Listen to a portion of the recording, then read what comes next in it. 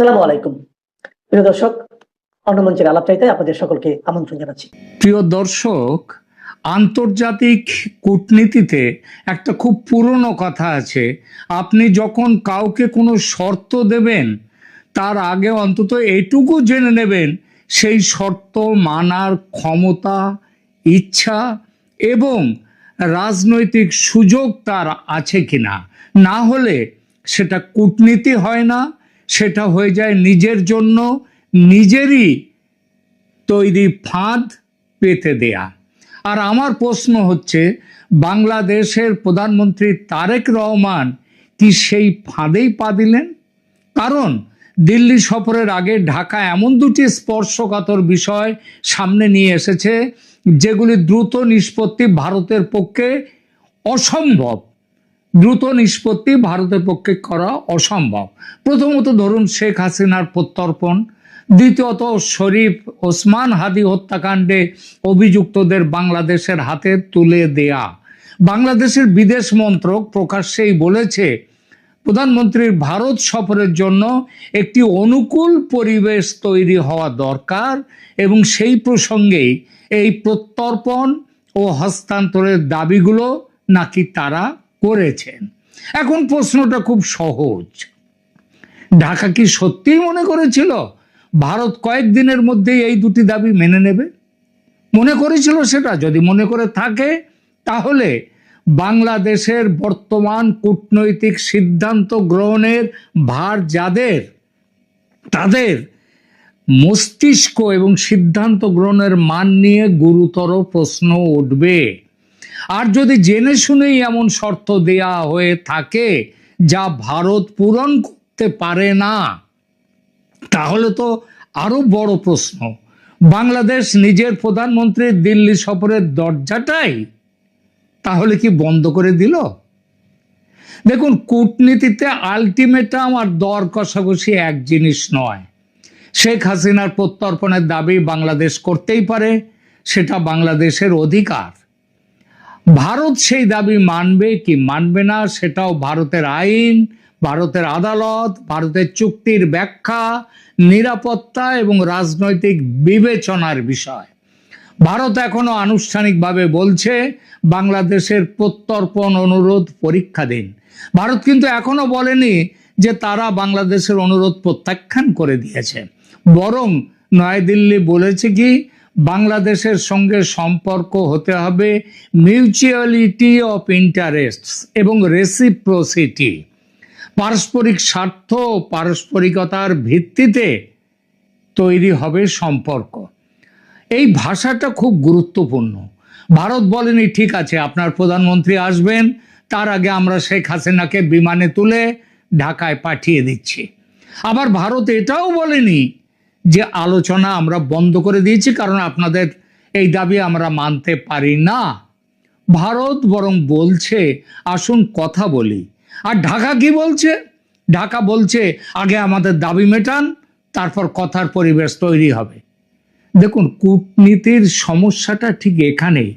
কারণ প্রতিবেশীর সঙ্গে সবচেয়ে কঠিন সমস্যার সমাধান সাধারণত বৈঠকে বসার আগে হয় না।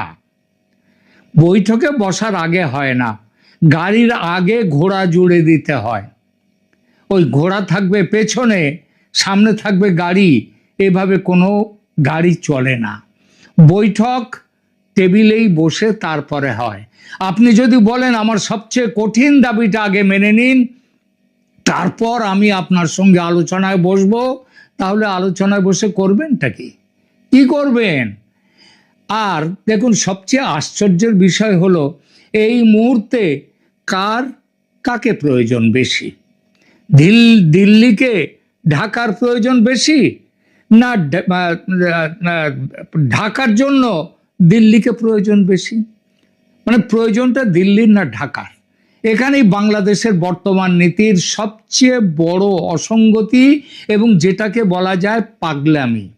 কারণ বাংলাদেশ এখন এমন একটা সময়ে ভারতের সঙ্গে রাজনৈতিক সংঘাতে যাচ্ছে যখন অর্থনীতি ও জ্বালানি দুদিক থেকেই তার সামনে চাপ বাড়ছে। আগস্টে গ্যাসের ঘাটতি আরো তীব্র হওয়ার পর বাংলাদেশকে বিদ্যুৎ ব্যবহারে নতুন নিয়ন্ত্রণ আনতে হয়েছে। জ্বালানি গ্যাস নেই, দোকানপাট ও বাণিজ্যিক কার্যকলাপ রাত 8টার মধ্যে বন্ধ রাখার নির্দেশ দেয়া হয়েছে। অতিরিক্ত ডিজেলের জন্য ভারতের সাহায্য চাওয়ার খবরও এসেছে।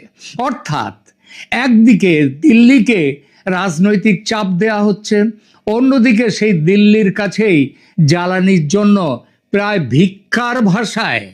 ভিক্ষা চাওয়ার ভাষায় বলতে হচ্ছে আমাদের জ্বালানি পাঠান। আমি বলছি না যে ভারত সাহায্য বন্ধ করে দেবে, রাষ্ট্রনীতি এত ছেলে মানুষই নয়। আর ভারতের যারা রাষ্ট্রনীতি দেখে, কূটনীতি, রাজনীতি দেখে, তারা তো একদমই ছেলে মানুষ নয়। কিন্তু আন্তর্জাতিক সম্পর্কে গুডউইল বলে একটা জিনিস আছে, বিশ্বাস বলে একটা জিনিস আছে। আপনার বিপদের সময় প্রতিবেশী কত দ্রুত এগিয়ে আসবে, কতটা নমনীয় হবে, কতটা অতিরিক্ত সুবিধা দেবে, সেটা শুধু চুক্তির কাগজে লেখা থাকে না, সেটা নির্ভর করে রাজনৈতিক সম্পর্কের ওপরেও। আপনি একই সঙ্গে প্রতিবেশীর দরজায় ধাক্কা মারবেন দিন দিন, এবং সেই দরজা দিয়ে ডিজেলের ট্যাঙ্কার ঢুকবে বলে আশা করবেন, এই দুটো দীর্ঘদিন একসঙ্গে চালানো যায় না। জ্বালানি সংকট শুধু লোডশেডিং এ নয়, মনে রাখবেন বাংলাদেশের সমস্যাটা শুধু ঘরের আলো নিভে গেছে তা নয়। জ্বালানি সংকট মানে উৎপাদন ব্যয় বৃদ্ধি, জ্বালানি সংকট মানে পরিবহন ব্যয় বৃদ্ধি, জ্বালানি সংকট মানে কারখানার উৎপাদন কমে যাওয়া, আর শেষ পর্যন্ত এইসবের অর্থ বাজারে জিনিসের দাম বাড়ার চাপ। বাংলাদেশ ইতিমধ্যেই দীর্ঘ সময় ধরে গত 2 বছর উচ্চ মূল্যস্ফীতির বিরুদ্ধে লড়ছে। জুলাই 2026-এ হেডলাইন ইনফ্লেশন কিছুটা কমলেও তা ছিল কত? 8.32%, যেটা ভারতে এই মুহূর্তে 3%-রও নিচে। অর্থাৎ চাপ মোটেই শেষ হয়ে যায়নি বাংলাদেশের। সুতরাং ঢাকার সামনে এখন সবচেয়ে জরুরি কাজ কি হওয়া উচিত?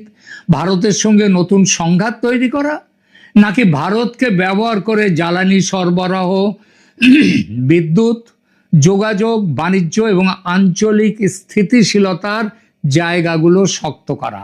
আমার মতে এর উত্তর যদি বাংলাদেশের যারা রাজনীতি কূটনীতি দেখছেন তাদের কাছে যদি মনে হয় এর উত্তরটা খুব কঠিন, তাহলে আমি বলবো তাদের রাজনীতির জ্ঞানটাই হয়নি, কূটনীতির জ্ঞান শূন্য। সবচেয়ে বড় বিপর্যয়ের জায়গা হচ্ছে বাংলাদেশের পোশাক শিল্প।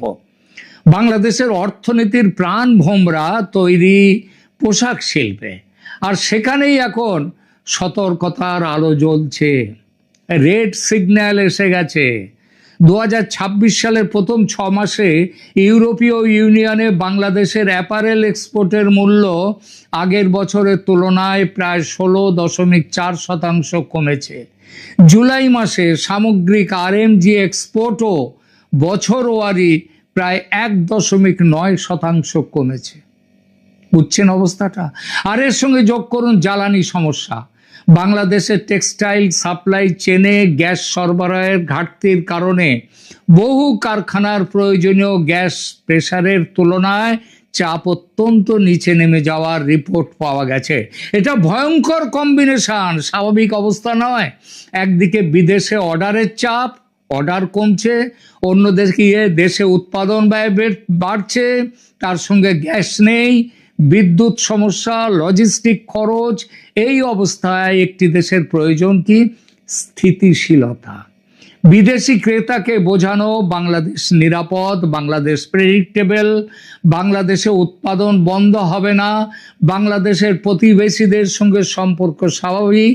কিন্তু আপনি যদি দক্ষিণ এশিয়ার সবচেয়ে বড় অর্থনীতি ভারতের সঙ্গে ক্রমাগত রাজনৈতিক সংঘাতের ছবি তৈরি করেন, তাহলে বিদেশি ইনভেস্টর কিংবা বায়ার কেন নিশ্চিন্ত হবে?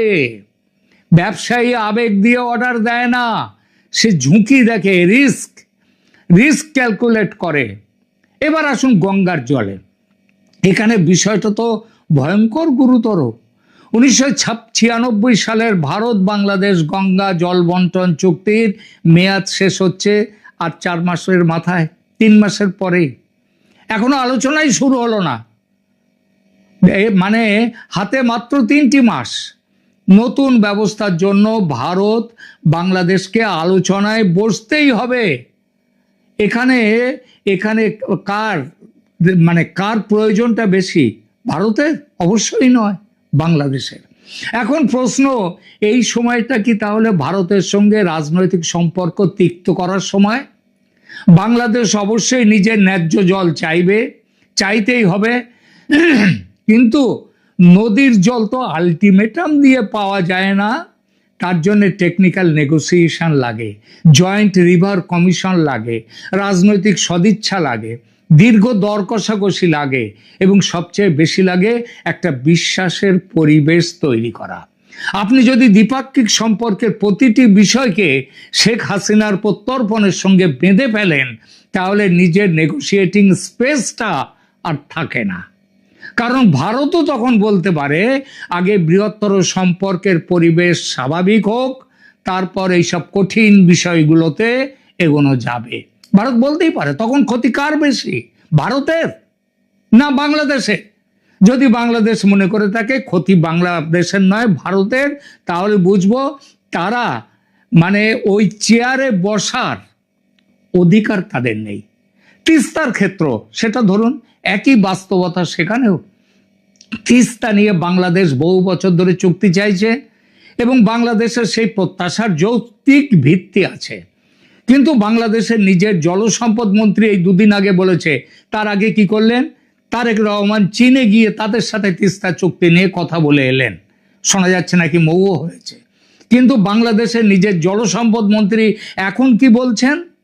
এখন বলছেন ঢাকা চায় না তিস্তা বিতর্ক ভারত ও বাংলাদেশের সামগ্রিক সম্পর্ককে ক্ষতিগ্রস্ত করুক। এটা নাকি বাংলাদেশ চাইছে না। খুব গুরুত্বপূর্ণ কথা।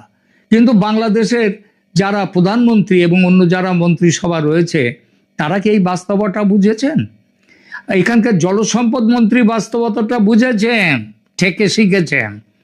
তিস্তার সমাধান দিল্লির সঙ্গে সম্পর্ক ভেঙে পাওয়া যাবে না, দিল্লির সঙ্গে কথা বলেই পেতে হবে।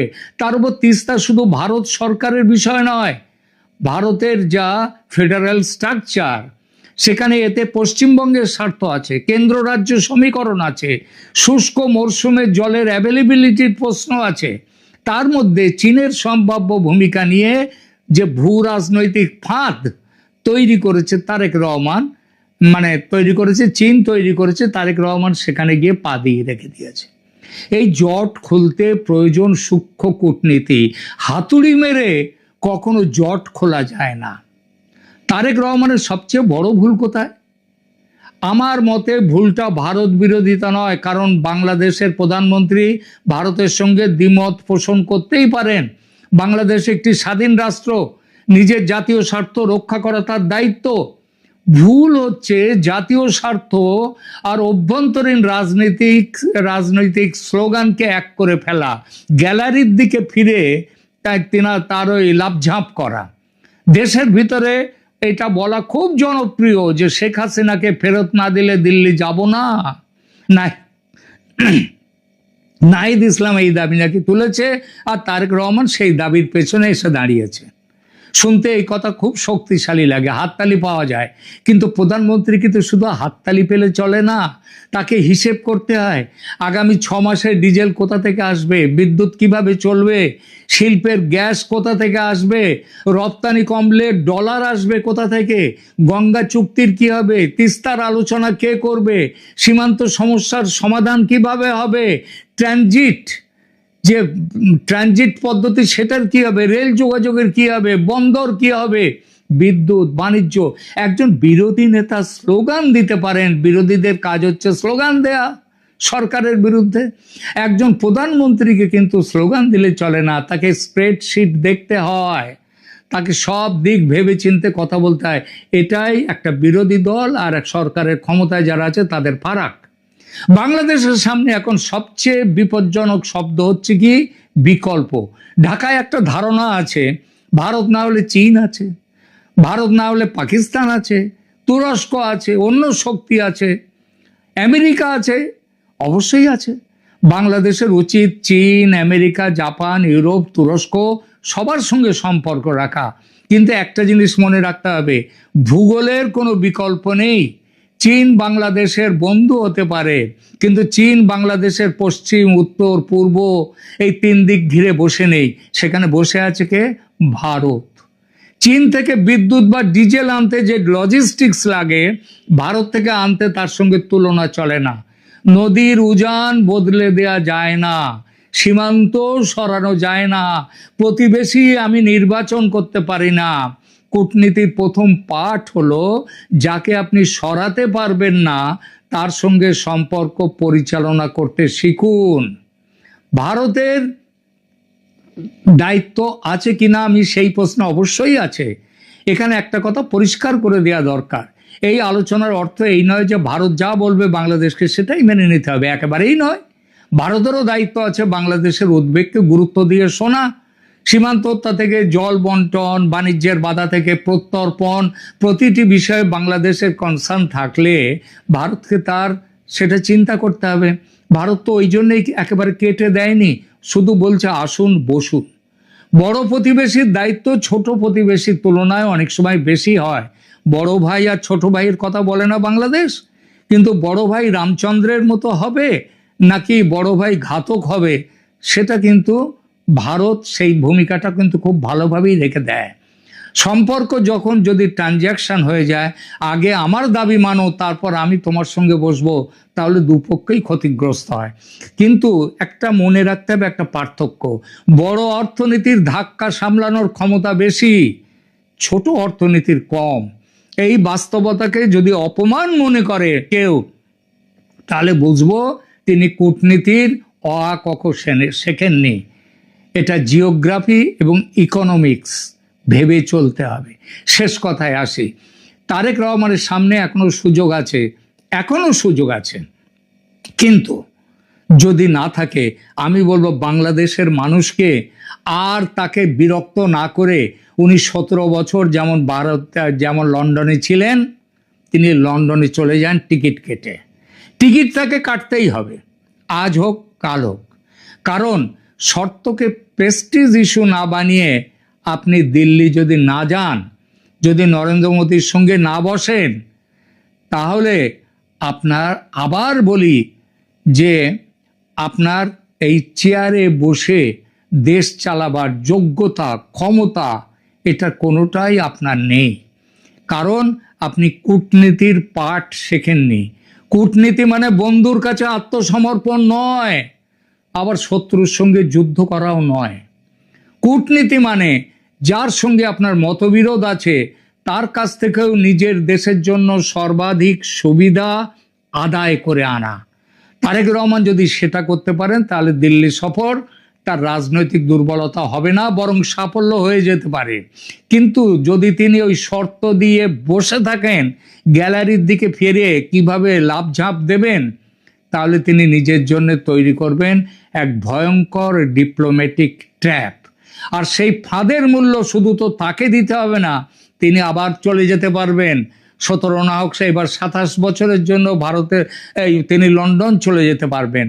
কিন্তু তার সেখানে জায়গা আছে, এবং তারপরে সেখানে যেভাবে তারেক রহমান বলেছিলেন তার সেখানে লন্ডনের খরচ চলে নাকি, তিনি গ্যামলিং করেন, গ্যামলিংয়ের খরচ আমরা জানি, বাংলাদেশের মানুষ জানি, টাকাটা যায় বাংলাদেশ থেকেই, তোলাবাজির টাকা, ঘুষের টাকা, সেই টাকাগুলো চলে যায় সেখানে, তাতেই তার দিন চলতো। এখন আবার সেই দিন আসছে তার সামনে, এটা মনে রাখতে হবে। আপাতত এখানেই রাখছি।